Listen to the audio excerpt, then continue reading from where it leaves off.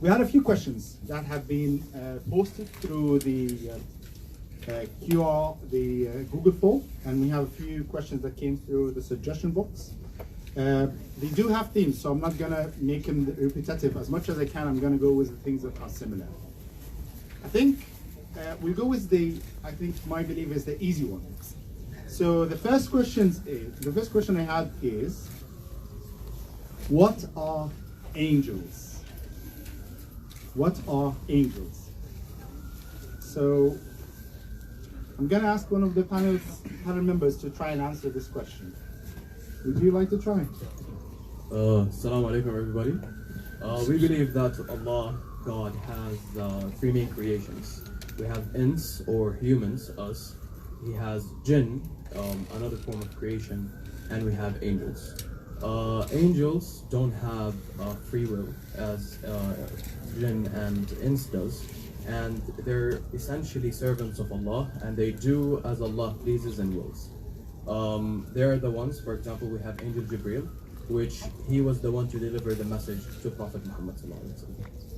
Right, wait, it doesn't go easy. It doesn't. Right. So, what are they? Are they male or female? They don't really have a gender, and we believe that they're made of light. So humans are made of mud, and they're made of nur, light. Good. Do you want to add anything else? Yeah. I just would like to add to the answer that we also believe that angels do not have free will like humans. So, like humans, where we can choose whether we worship Allah or not, angels don't have that power where they can choose whether or not to worship Allah. They are made to worship Allah. Right. It doesn't go easy still. I'm going to give you a hard one. So, they are drawn somewhere and somehow that they have wings. Do they actually have wings? That I don't know, but I'm very happy to say that there are things I don't know. Right. So I know that they do have wings. One of them that all of us know, I think if I asked anybody here, what is the name of angel that you will know, everybody will say Angel Gabriel. So Angel Gabriel had 600 wings. This is how we were told by Prophet Muhammad sallallahu alaihi wasallam. He has 600 wings. We don't know how. We haven't seen them, but this is what we know. So they do have wings, and Allah in the Quran says they have wings. Mathna wa thulatha wa ruba'. 2, 4, and 3. So by our easy mind, we can say 2 and 4. I can imagine that, but I can never imagine a 3, like 2 on one side, 1 on the other. So we don't know how, but we know and we believe, and that's the beauty of Islam. You believe and surrender to the knowledge that was given to you by Allah. Right. One day you will see it. Sorry? And one day you will see it. And one day we'll definitely see that. Yeah. Thank you for the hard question. Right. Another question. All right, that's definitely for you. Why? Yeah. Why do women wear hijab? Okay. This one I can answer. Is it easy? Well, no, it's very hard for your me as a definition man. of easy is very different to my definition of easy. Okay. Can't deal with the pressure.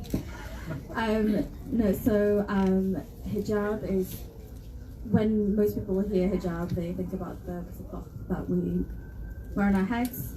But hijab encompasses a lot more things. It encompasses how we dress. So as women, we dress modestly, but also as men, men have a hijab too. Men are told to dress a certain way as well. So men have to cover between their torso and their knees. The Prophet Muhammad, peace be upon him, it said that he wore a hat. He also covered his hair, which is why a lot of men will cover their hair. But I think an important point to make is there is 2 types of hijab. There's the hijab in terms of modesty and how you dress, but there is the behavioural hijab. When I leave the house, and I can only speak on behalf of myself, but I understand that it's kind of like when you're at work, and you're like, don't do anything stupid because you're wearing a work uniform and it'll come back to us. It's kind of like that. It's like we dress modestly, and it's like, right, we have a duty and responsibility to act modestly and to act appropriately and treat each other with kindness and love and respect and everything that Islam teaches us. So yeah. It applies to both genders. Hijab isn't just for women, but the way in which hijab is approached by different genders is different. Yeah, so very, very important. Please don't ask me any hard questions, because I'm really stressed. I might ask another. Okay. So it's a very important concept. It's very enlightening, actually. So, what is the difference between the hijab that women wear? Like, I can see some women wear the hijab which covers their head, and someone wears the hijab that covers their face. Is it mandatory one way or the other?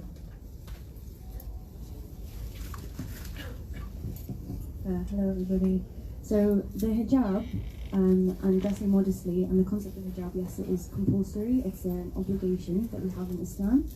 In terms of when we look at the difference between the hijab as like a veil around the head and the hijab or the niqab when it covers the face, these are slightly different interpretations of the scripture at the time. So we had this actually really well explained yesterday in the ladies' event by one of the volunteers.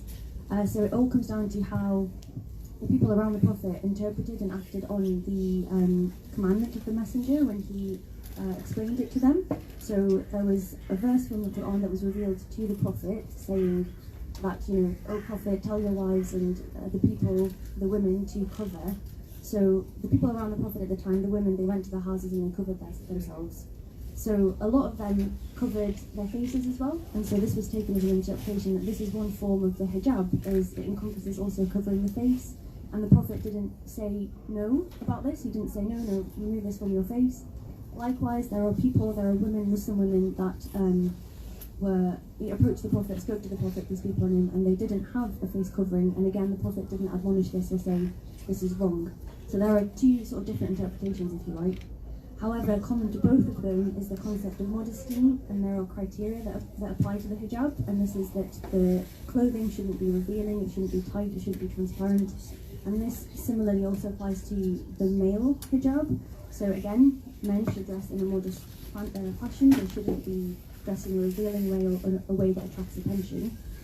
And then, like the sister said, it also encompasses your behaviour, so how you carry yourself, it also has to be modest and respectful.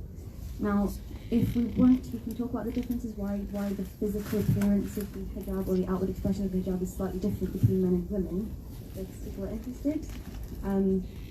So this comes down to the differences between women and men physically, you know, and this is more of a scientific aspect, if you like. So the way that the male and female brain works are different, and to a man, the female body has a different impact than it does vice versa. So there's different reasons why, you know, the woman's body should be covered in this way, whereas the man's body shouldn't. And that comes down to the difference between male and female brain. So in a way, I like to think of it as, you know, the woman's body, it's like a power that you have, you know, it's a beauty that you have. So you're reserving it and for only the people that can see it. So I'm being empowered by my hijab to control who can and can't see my beauty. And because this beauty of mine has such power or such potential, I'm covering it and I'm forcing people to judge me based on my character and based on my thinking, my experience, my achievements, so that I'm being judged on things that I want to rather than my physical being. And if you look at sort of society today and how it's kind of gone, where there's so much money being invested in trying to push ladies to look a certain way and to spend this much money on their makeup and their hair and their clothing, and you don't have anywhere near as much attention given to the way that men should look. It all boils down to these differences in the way that people are perceived, the different genders. So the hijab takes that all away and it sort of frees us and empowers us, if you like, because we don't have to think so much about the way that we look and more about the way that we are on the inside. So thank you. Excellent, thank you. So I'm just going to summarize back. So there is... Yes, I can see. So the most important thing that hijab is actually not for women. It's a concept that means to cover or to hide things that Allah asks us to hide, which is, again, could be in male and female. The differences between male and female and on what parts they are allowed or not allowed to do that is, again, back to the being gender specific, which physically known, not something that is just religious related. And being empowered by Islam, women are empowering themselves by doing hijab, so they are only presenting their personality more than presenting their body. Am I right here? Excellent. Right. So what do we have? Okay. So the question is, what do you believe makes a good Muslim? Anybody want to try that? It's a very big question, but I think we can summarize it a bit. Okay? Can go for 24 hours answering this. So, what makes a good Muslim? Here's a challenging question. Obviously, the word Muslim means one who submits and surrenders. So, what a Muslim is somebody who submits and surrenders their will to God. So, what makes a good Muslim, in my opinion, is one who looks for what the truth is, follows God's commandments, and follows the guidelines that God has given for us in the Holy Quran. Treats others with kindness, feeds those who are hungry, and gives money to those who are needy, helps people, advises people, just follows the role model that we have, which is of our Prophet, peace and blessings be upon him, and to basically be the best human possible.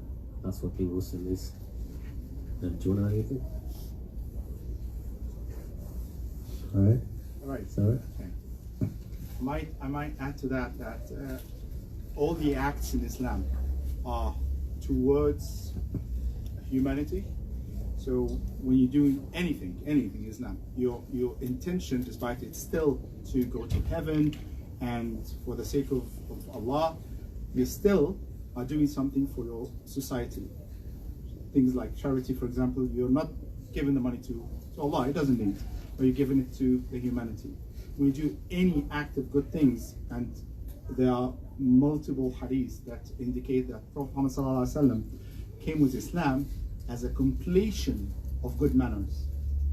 And Prophet Muhammad ﷺ, when he speaks about what a good man is, he says that a good man is a good man for the society. And again, the word man in Islam refers to men and women at the same time.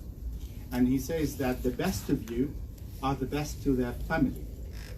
So every act that you do in Islam to make you a good Muslim is not just something that is an act of worship, it's an act of going extra and doing the extra milestone for your society and for your family. Excuse me, can I add something? You can add. Yeah, I think it's twofold. It's to be good to other human beings and obviously to society as a whole, regardless of religion or orientation.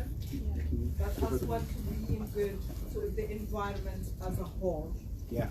Being good to animals, to nature, to anything that has been surrounded, that's unblessed Yes. around us. So Yes. just a small addition. Yes. So our sister here say that everything comes in that way. For example, when Muslims were going to war, when they were going to war, they were asked not to cut trees because it's something to preserve the nature. If we do in mercy, even like you know that Muslims do eat meat. Okay, so they're not vegetarians, definitely. But you have to be merciful even to the cattle that you're going to slaughter. You have a sharp knife, you need to make it look away from the knife, so you still have to have a humane, if that's the right word, a humane way of slaughtering the animals. So still, in every tiny detail you do, it is still that mercy. Thank you very much. You want to add something? You, of course. Yeah, go ahead. Assalamu alaikum wa rahmatullahi wa barakatuh. I just would like to say that Allah Azza wa Jal said in the Quran, اليوم أكملت لكم دينكم وأتممت عليكم نعمتي ورضيت لكم الإسلام دينا. Allah Azza wa Jal said that He completed the religion. So subhanallah, Islam is complete. Islam, He treated all the subject. He treated the subject of doctrine. It treated the subject of character. It treated the subject of dealing with others. It treated all the subject of life and for the hereafter. So just by following Islam properly, following the Quran and following the Sahih of Sunnah and striving always to follow Quran and Sahih Sunnah, we will be good Muslim. That's it. Additionally, I'd like to add that We have to also follow the zakah, we have to give out zakah. We have to fast the month of Ramadan, which is upcoming really soon. But most importantly, we have to pray the 5 daily prayers, because this is the core essence of Islam as a whole, and to believe that there's one God and one God only. Thank you. Right. Okay. Oh, 24 hours, I said, isn't it? Just because I'm thinking back to the question saying like what makes a good Muslim, right? So Muslims, you know, we make mistakes and we know that we're not perfect, going back to what you were saying earlier as well. So in Islam, the emphasis is on like your intentions and seeking forgiveness for things. So God created us and He knows what our weaknesses are. He knows that we're going to go through trials and tests. And so being a good Muslim is about how you overcome these and how your faith, how your faith helps you to overcome these things, basically. So just because you make a mistake, for example, that doesn't make you a bad Muslim necessarily. I just wanted to cover that. Right. Okay, that brings me to the next question. We said we struggle a bit, okay? I think this is one of the questions that usually comes a lot. In Islam, there is something called jihad, and we would translate as a holy war, okay? So what is jihad? And why do we need it in Islam? Anybody want to try that? So the word jihad means to strive and to struggle. So if we translate holy war into Arabic, we get harb muqaddas, which sounds completely different to jihad. So the word jihad actually means to strive or struggle, and every Muslim has to do jihad. I had to do jihad this morning to wake up and to come here. So that's what really jihad is. Mainly we talk about jihad in nafs. That's another thing we have in Islam, which is battling with your internal self. So you have internal desires sometimes to do things that are not permissible and to not maybe do things that you're responsible for. And you have to struggle with yourself, and you have to struggle with your environment, with people who might get in your way. So all of this struggling and striving, you have to do it for the sake of God, for the sake of Allah, for the sake of your religious values. So when sisters are wearing the hijab, despite societal pressure, that's a form of jihad.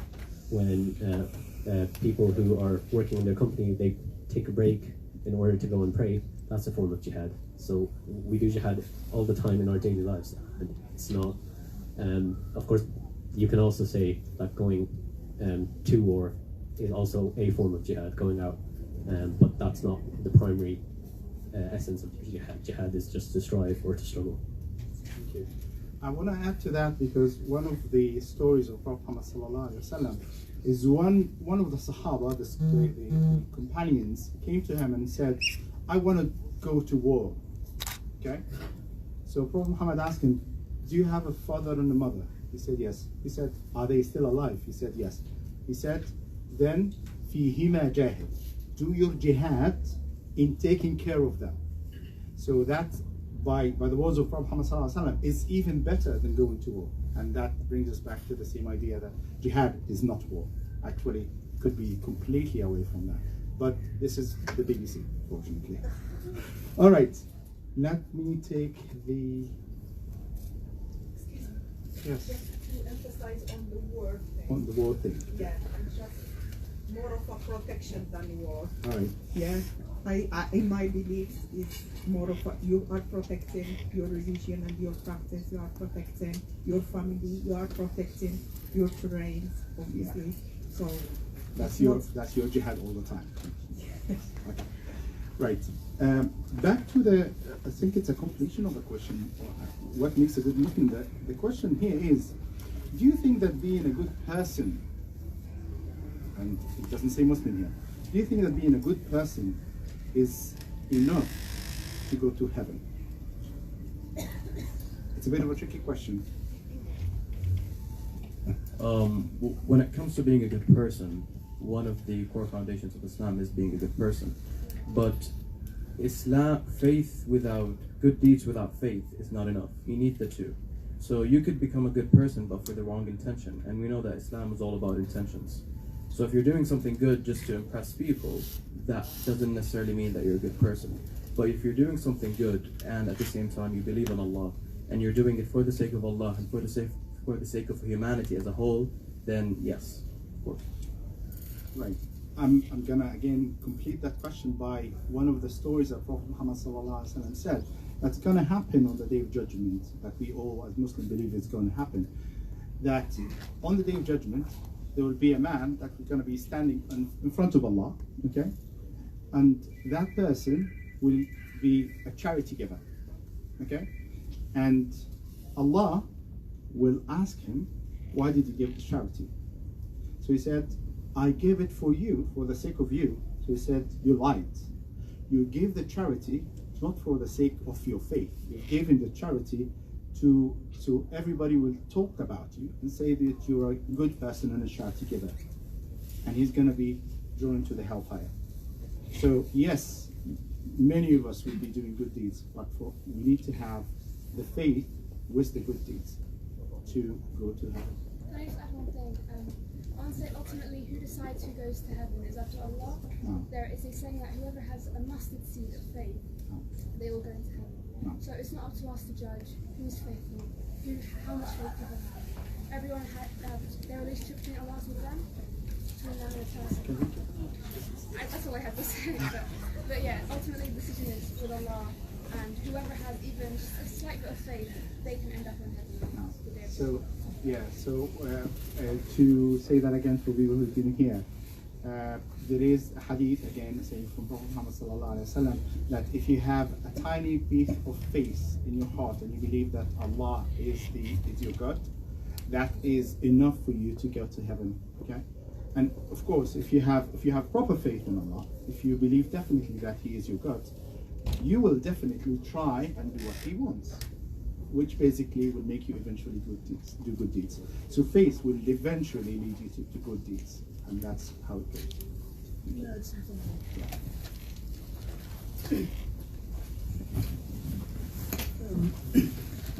I would like to add the example of someone who has parents. He's very good to everyone, but he's not good to his parents. Would he be considered as a good person? You would say no, right? So what about the creator of these parents? So your parents are feeding you, are taking care of you. You are not good with them. You would never be considered as a good person. So what about the creator, the one who is feeding us, or taking care of us, who's providing us, or sustaining our life all the time? Would be really considered as good people? I mean, we can be good to everyone, but if we deny our creator, I mean, we are doing actually the biggest sin, so we can't really be considered really as a good person. We'll be rewarded in this dunya, in this life, for our deeds toward people, you know, but at the end, since we denied the creator, we were doing the biggest sin. We will not go to heaven, I mean, if we do that mistake. Right. Taking from the question, from the last answer, actually that was the next question. What would make you go to heaven?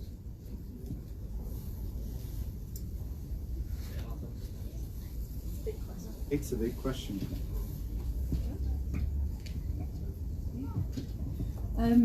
That's a very difficult question, I think, to answer.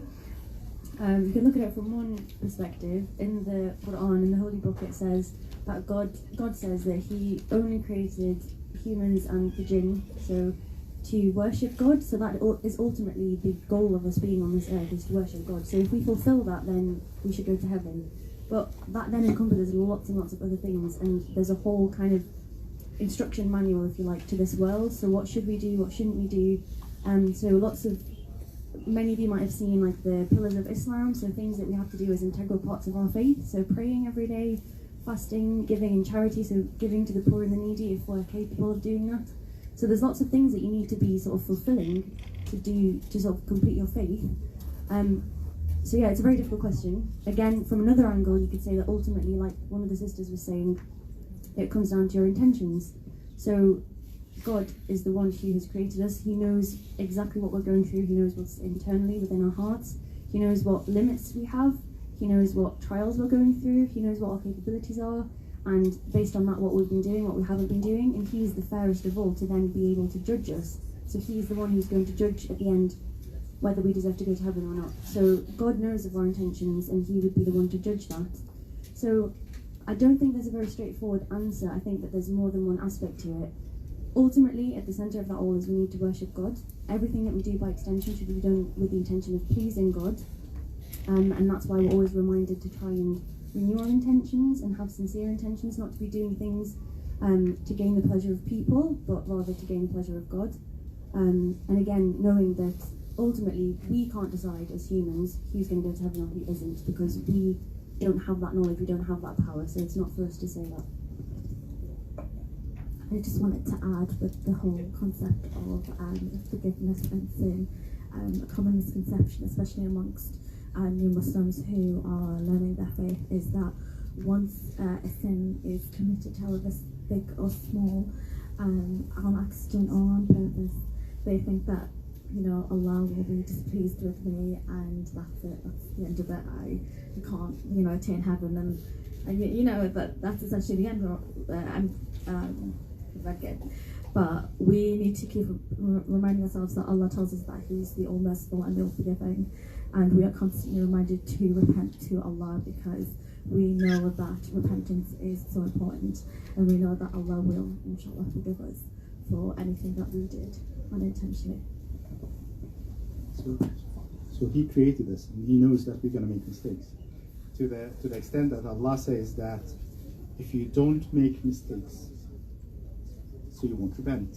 If you don't make mistakes, Allah will wipe you off and bring others that's going to make mistakes and repent to Allah.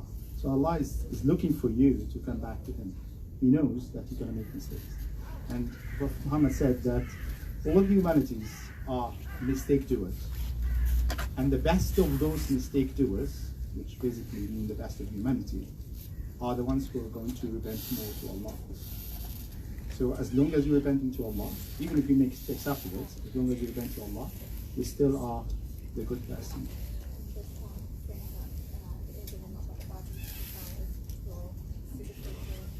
I'm not sure. Okay, so yes. Yeah, as I said, I'm not sure about that, but definitely, if you have something that is a sin that is written in your book, I would say even for years, and you decided that you're going to repent after years, it will be forgiven, as long as your heart is still full of faith. And your intention is definitely not to do it again. You cannot deceive Allah. Right, so let me put that mic to the test. Who has a difficult? We've given them the very easy questions. So let's hit them with hard ones. Come on. Muhammad. Could you check? Yeah, we've answered a few of the ones. They are all having the same theme, so we'll try to get them all together. Come on. Hard questions. Hard question. Yeah. So, to what extent does actually having faith in correspond with knowledge of Islamic doctrines? Because I'm thinking when you're talking about the example of who's going to get into heaven, an example comes to me of someone who is in a different country, has maybe never been exposed to the Quran or anything like that. To what extent can you legitimately... I'm sorry. To what extent can you say that they have faith in Allah, or would you say because they've not been exposed to the doctrines, they have no chance of being accepted? I have to do that. Brother asked a very important question. Right, so the question here is that, to simplify, you might not be introduced to Islam beforehand. To what extent you need to be introduced to Islam in order for Allah to judge you. Am I right here? Yes, exactly. Anybody want to try that? Well, essentially, God or Allah is going to judge you based on what you know. So if you only know, or let's just say that nobody told you that you have to pray, but somehow you became a Muslim, right? Allah's not going to judge you based on the fact that you didn't pray, because that message was not received. He's going to judge you based on the things that you've received, or the information that you've received. So that is one core thing. Also your intention. So you're intending to actually learn, and you're intending and you're going out of your way to learn, then I think Allah is going to be more than merciful and is not going to judge you harshly. Yes. So you spoke about levels of faith, right? And just remind me, you said something else about That's the example, I guess. yeah. So the example was someone who lives in the country. Well, it's probably not going to happen nowadays, but I'm thinking historically, who's just never been exposed to any of the doctrines of Islam.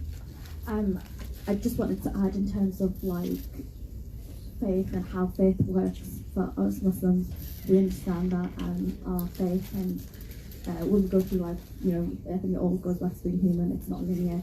Our faith goes up and down and up and down. And I can make an example would be like, oh, mental health is really bad and your faith is really low, and you know, we call it a state of like high iman and low iman.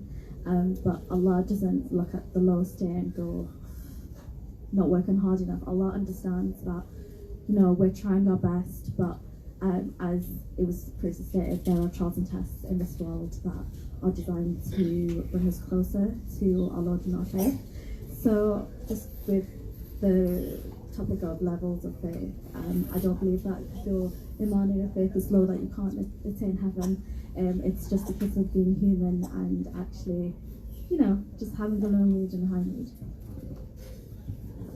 To add to that, if I may, if you are doing your acts, your daily acts, in the faith of a creator, even if you didn't know the creator, okay, it's not your problem that the message didn't get you.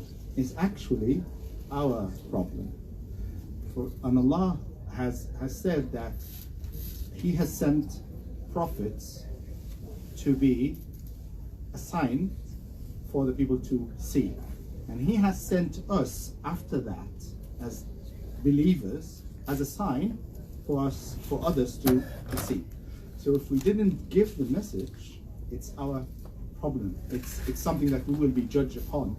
And this is why every Muslim believes that he himself is a message of Islam.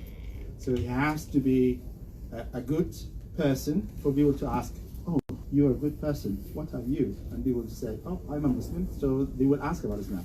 And this is why Muslims who are actually bad example of Islam, okay, will be probably punished more because they are given the bad reputation of Islam. That makes sense? Yeah. So you are here because Allah sent you here to receive the message from those who are around you. It's your choice to accept or to refuse that message.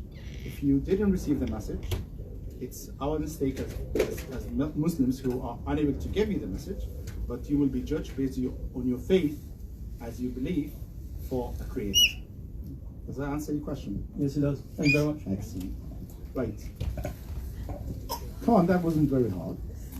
Come on, let's go harder. Yeah? You're a Muslim? Yes. How can you give a hard question? Assalamu alaikum. Yes, alhamdulillah, I am Muslim. But I have one curiosity, like, because you know, I think like everyone, we don't know how we can live the life. We learn how we can live living.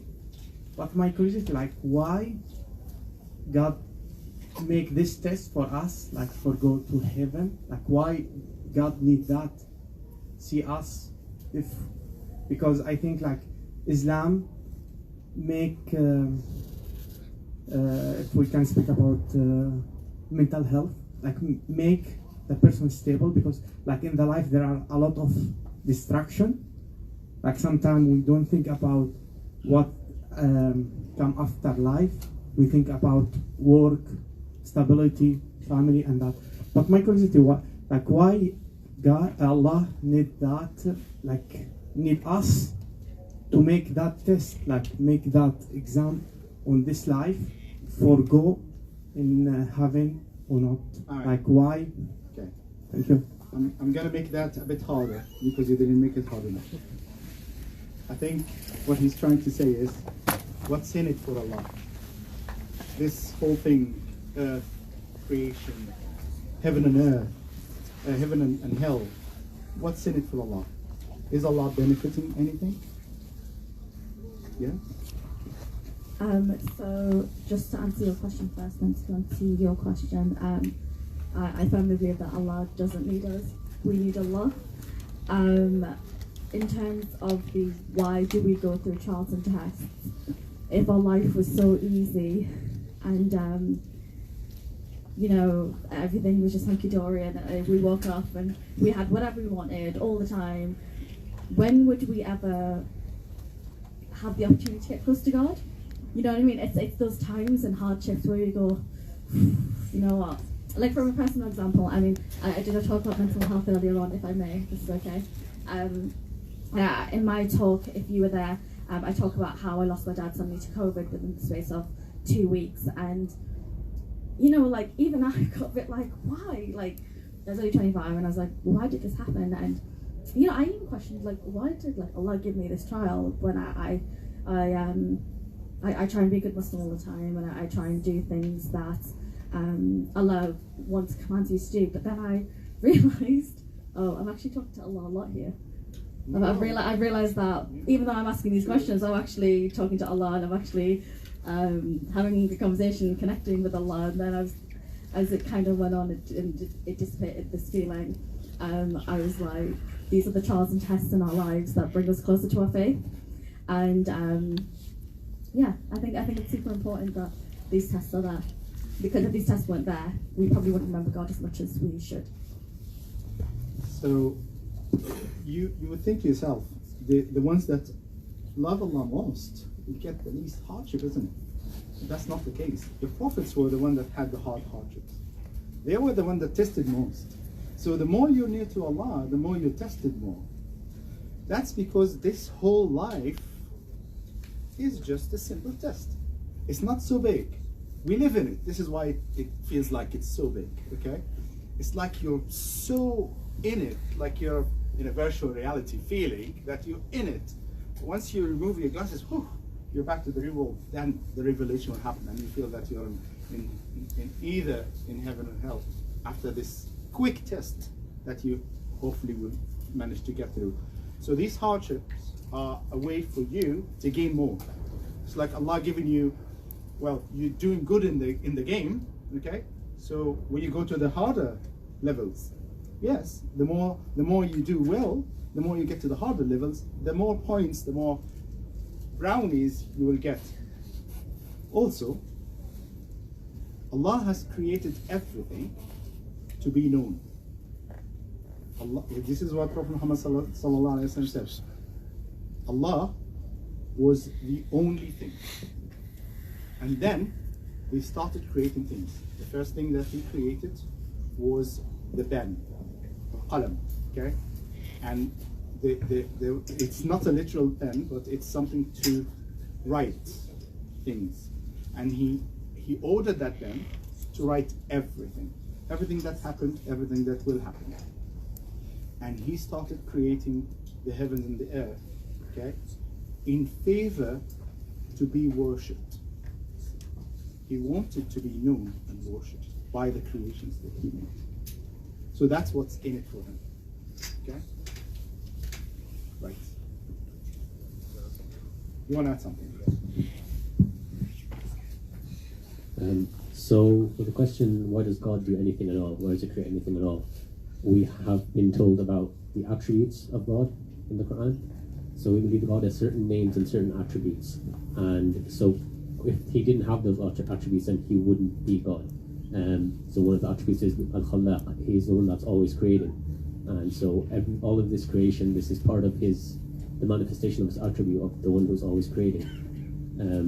Why is there, so there's suffering and evil in this world, and we believe that one of his attributes is the just one, the one who's all just. So we believe that as a manifestation of this attribute, there is an afterlife, there's heaven and hell, there's a day of judgment, so that he can show his justice. And the same thing, we believe he's the most merciful, so that he can show his mercy.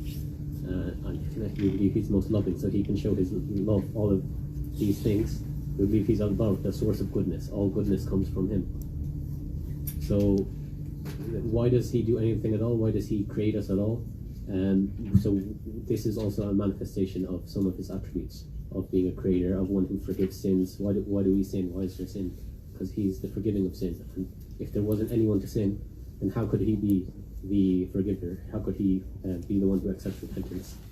So all of these things exist as a manifestation of who God is and what his attributes are that he has told us about. Thank you very much. Right. I think we're getting harder, but not hard enough.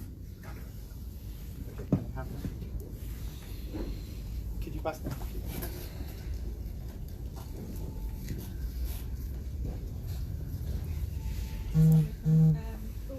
Could you turn it off? Turn it off.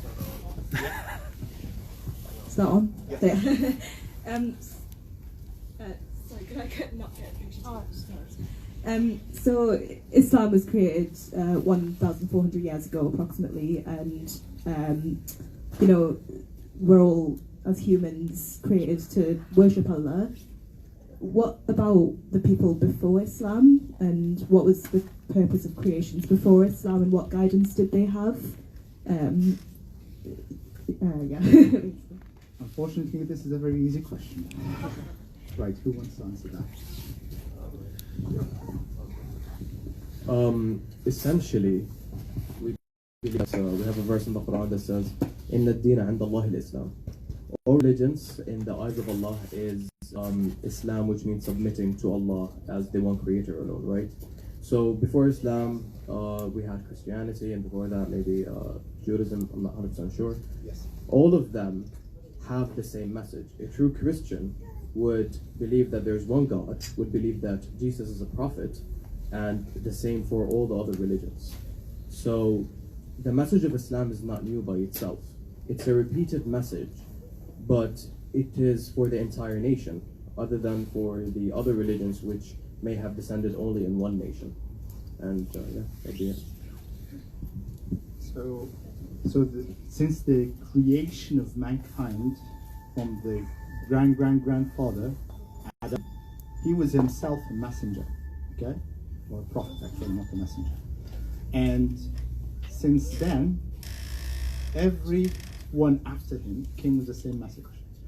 We believe that there were above 300,000 prophets. All of them came to say the same. They were dispersed all around the humanity from the creation of mankind until now, until Prophet Muhammad, because he was the last of them. And they all came to say, believe and worship in Allah, the one God. So people definitely forgot, definitely deviated, and this is why Allah repeatedly sent that. The difference, and I think this is a very important part in the answer, the difference in Islam, that Allah brought the Islam not for a specific people. So for example, Jesus was sent for Banu Israel, the Israelites, okay? As well, Noah was sent to the people that he lived with. Muhammad came with the message of the Quran for all humanity, from him until the end of days, okay? And this is why Islam is so different, because it comes as a complete final version of all the messages of the, as I said, 300,000 prophets before. So it's very refined, and Allah has himself said that this will be protected. It won't be able, nobody's going to be able to deviate from this message. Despite people forgot and deviated from the others, Allah has protected this. So it's the same message since 1,500 years back, as he mentioned, until now. And the everything that is mentioned in the Quran or in the hadith from the Prophet Muhammad ﷺ still stands accurate. Like none of the parts of the Quran say, oh, this happened 1,100 years back or 1,500 years back, and it doesn't relate to us. Everything still relates to us.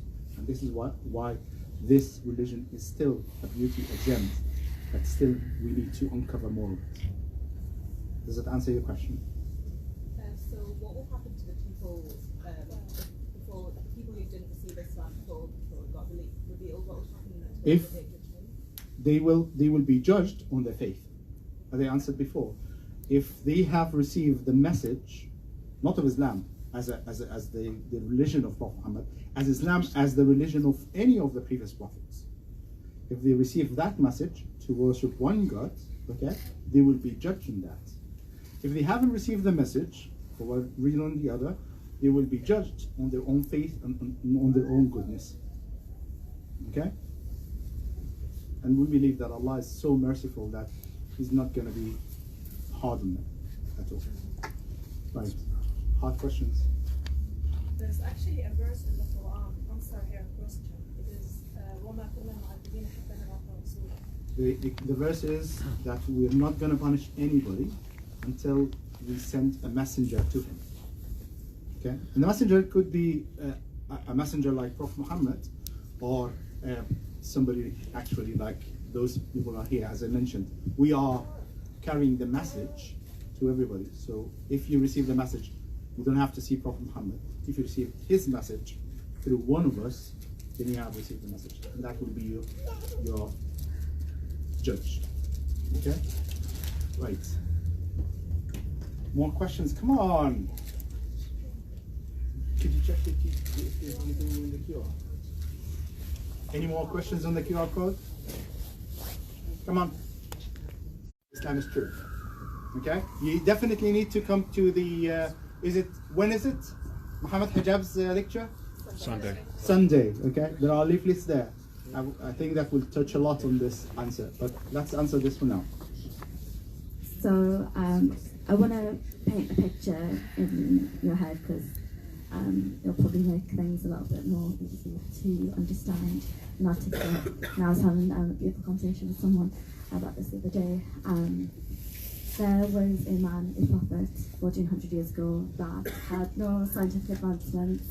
He was a man that was illiterate, and his main goal was to spread the message of Islam.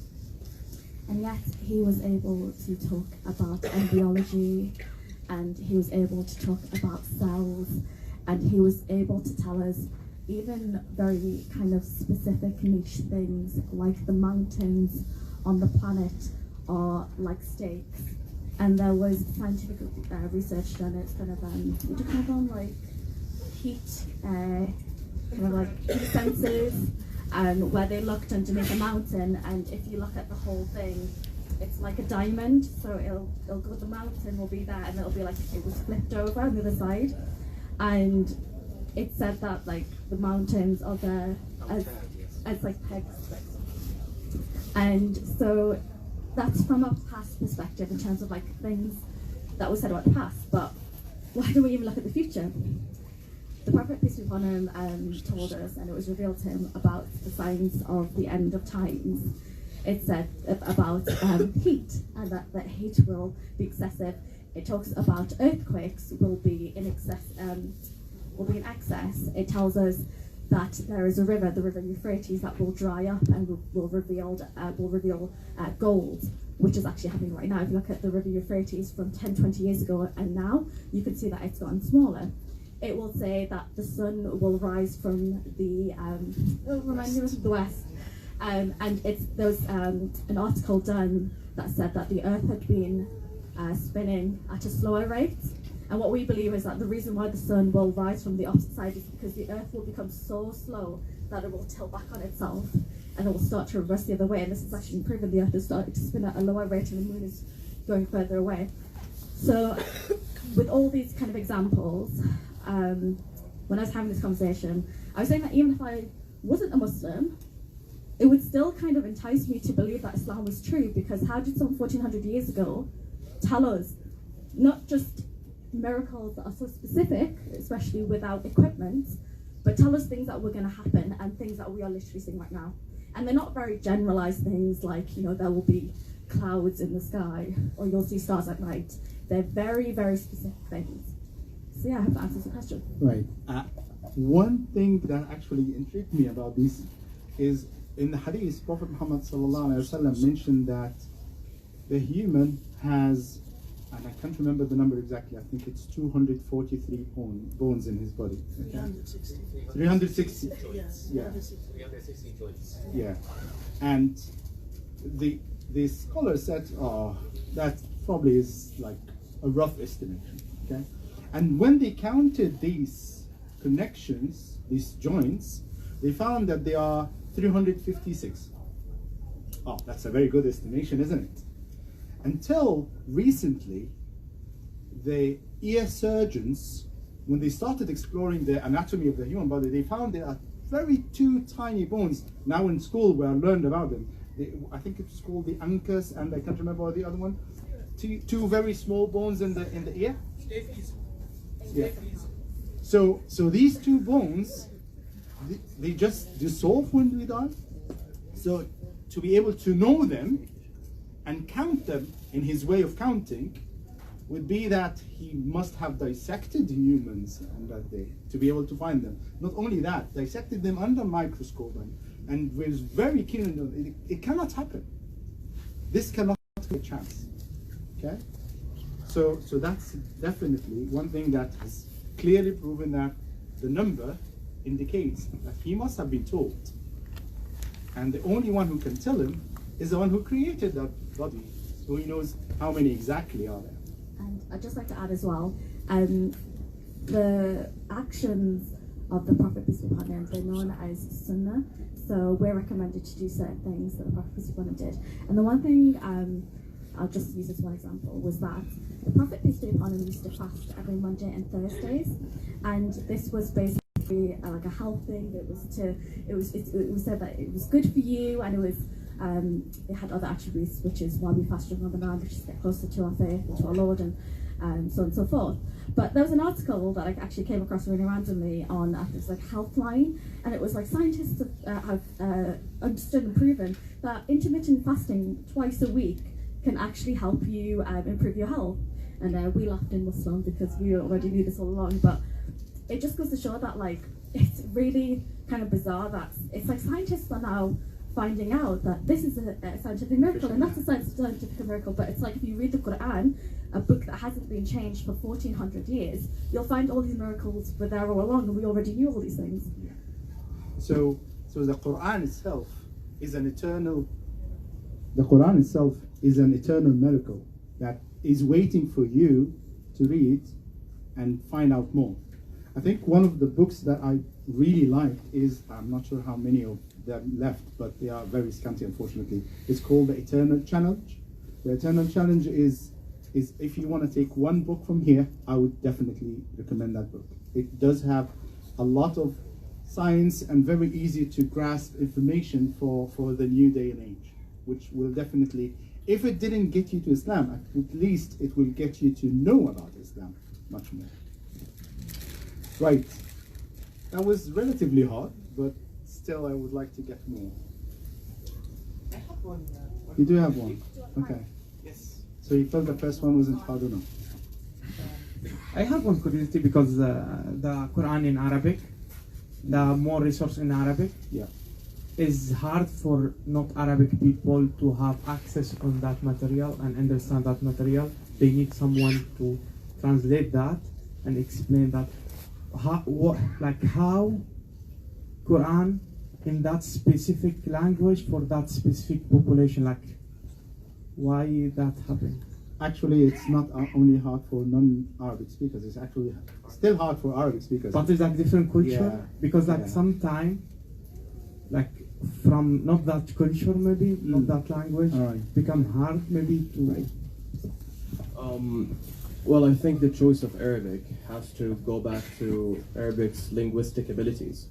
The Quran till this day, in order for us to understand it, we have to learn something which is called the science of Arab, which means the science of dissecting linguistics in the Quran.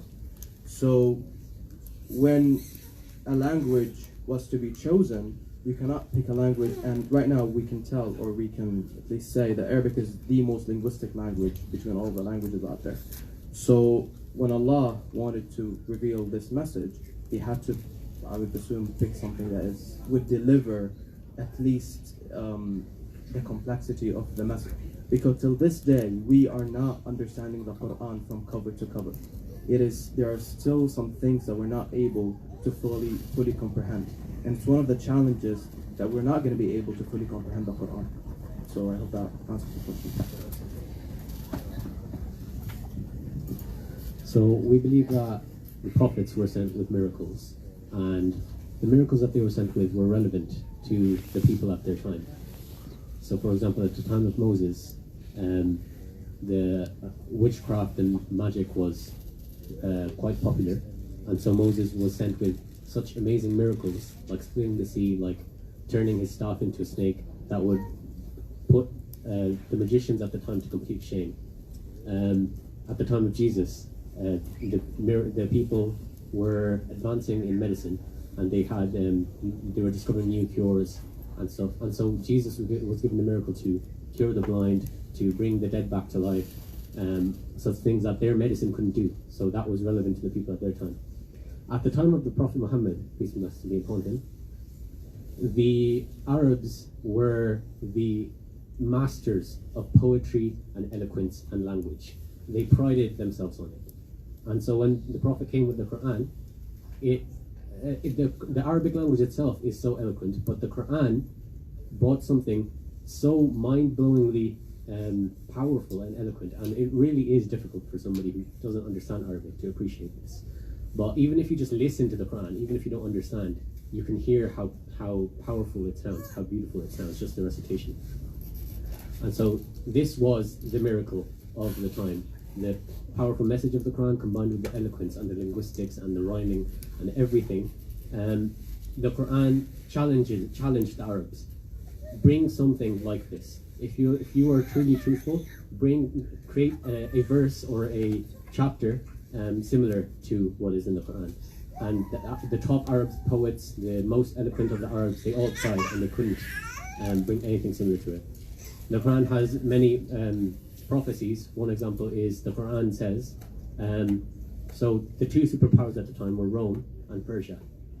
And Persia had just defeated Rome massively, right? And so the Quran says Rome has been conquered. Rome meaning like the Byzantine Empire, right? And then the Quran makes a bold claim. It says, after a few years, which means a period between 3 and 9 years, Rome will conquer Persia back. Rome will take it back. And this was a very bold claim. And after indeed 8 years, Rome, the Byzantine Empire, really did take over significantly back what they lost from the Persian Empire. And this was on the same day that another major battle occurred, the Battle of Badr. And so the Muslims had two reasons to be happy, because the Muslims were more sympathetic to the Romans who were Christians rather than the Persians who were pagans. And so the Quran has prophecies like this, and it also has a lot of historical accuracy. Like at the time of Moses, the Bible talks about the Pharaoh, and the Quran talks about the Pharaoh. And at the time of Joseph, the Bible talks about the Pharaoh, but the Quran doesn't talk about the Pharaoh, it talks about a king. And we have found recently, through Rosetta Stone, Surfing Hieroglyphics, etc., that Joseph lived in the period where they didn't call the ruler Pharaoh, they called the ruler king. And so the Quran is accurate here, while the Bible isn't. Whereas at the time of Moses, of course, the ruler was called the Pharaoh. So these are some examples. Thank you very much. Right, that was very good, actually. Thank you very much. Right, are we end of time? We are at the time. All right. Well, it's not the end of time, but yeah. Well, we're heading toward the end of time. Judgment Day. Everybody will be judged. So before the end of time. Okay. So I just wanted to add just one final thing before we finish about the science question. It's just something I've got to mention. Okay. A lot of us have had many conversations in here about various different things, but the one thing we do hear from time to time is, I believe in science, and science is, really real, really prevalent in my life, and I don't feel like Islam and science can fit cohesively in my life. But I just want to remind people that you can both believe in science and be a Muslim and believe in Islam, and that science and Islam do blend cohesively together, and examples being miracles. So I just want to add that, because I think that's important, that you can believe in both. Yes. I have a question, can I? You can. Since we believe God is the most powerful, why didn't He make one message since the beginning?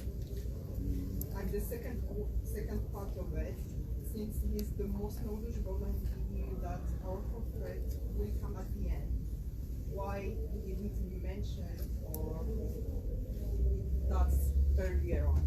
Okay, the question here is, why wasn't it only one message? And why wasn't it mentioned about Prophet Muhammad earlier on? Am I right? Okay. Do you want to answer that? Anybody want to answer? I want to touch on the first question. It is sort of one message. It is just that has been revealed by multiple prophets. And what was the second question? Why wasn't it mentioned that Prophet Muhammad is Since the beginning. One messenger. Yeah. One message and one message on that side. Right. You would like to try that? So obviously, the prophets are sent are humans. They're going to live, they're going to preach the message, and they're going to die. And every prophet, after they preached the message slowly began to change. People started adding things, removing things, parts of it were lost or corrupted. And so God would send more messengers to make sure that the message is renewed. If God had just sent an immortal prophet or an angel to keep one message at all times, it wouldn't be a role model for us to look up for, because that would be beyond human. It would be like, okay, well, this guy's immortal, or this is an angel, so how can we follow somebody like that? So the reason God sends human messengers from among the people that they are preaching to is so that the people can see them and the people can try to be like them. And the other thing, what was the second thing? Sorry, based on your response. Yeah? Why would you have sent, say, Muhammad since the beginning and preserved the deen and preserved the religion? Well, yeah, sure, he could have done that, but again, it's based on Allah's wisdom and Allah's ability to know what's best. You may say that this is the best course of action, but according to Allah and His wisdom, he decided obviously not to do that. And also, the fact that prophets have to die is also a test by itself, because a lot of Muslims, after the prophet have died, they have deviated. So that is of a test by itself, but I would think it is based on his wisdom, and he knows best. It wouldn't be us. I would like to complement that answer. Prophet Muhammad sallallahu alaihi wasallam, when he's talking about himself and the messengers before him, he said, "Bu'ithtu wan-nabiyyina min qabli," like a house that is very well built. So every part of this house is well made. Okay, and people would go and pass this house and say, "Oh, that's a really good house. It's well built and well made." But there is a part in the wall of the house that is not made. And they go around the house and say, "Oh, that's well built. Wouldn't somebody complete that house? Wouldn't somebody put that last piece to make it a complete house?" And he mentions that himself is that last part. وَأَنَا هَذِهِ لَبْنَةٌ. And Prophet Muhammad ﷺ wasn't something unique and different than any of the prophets before.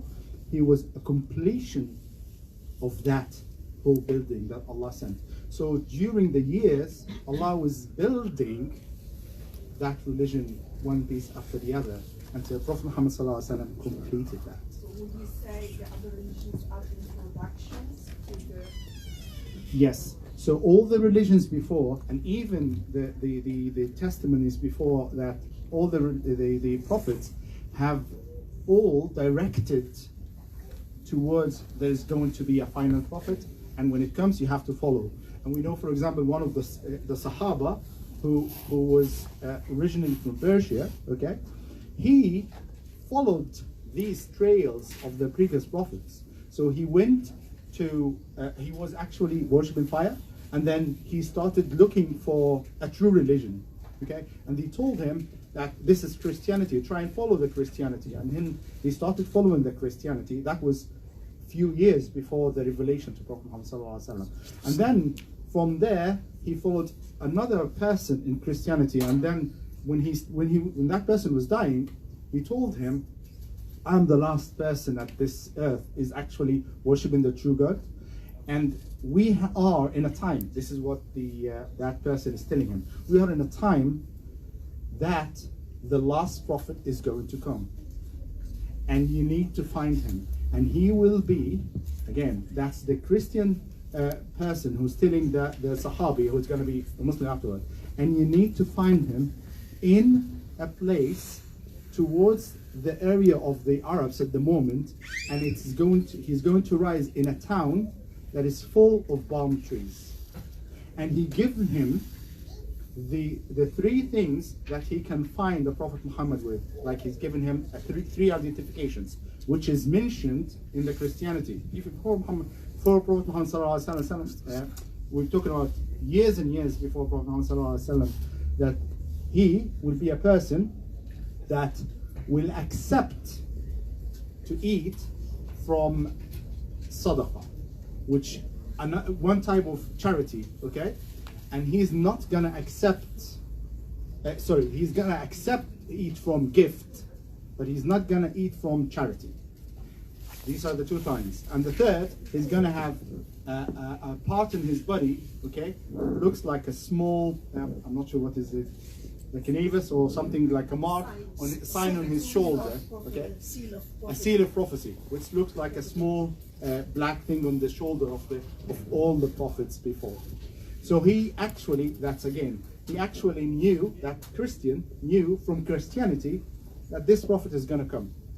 And since Prophet Ibrahim, when he started building the Kaaba, okay, he knew that there will be a time when that last messenger is going to come, and he asked Allah that this messenger, when he comes, to flourish all the earth with his message.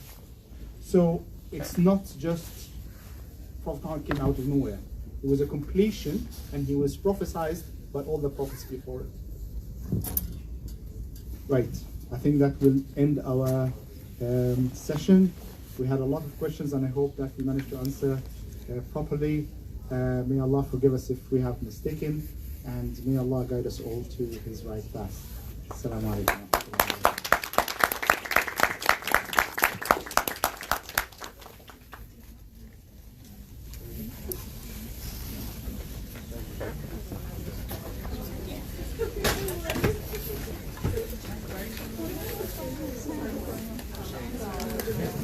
You tried to give us hot ones, sir.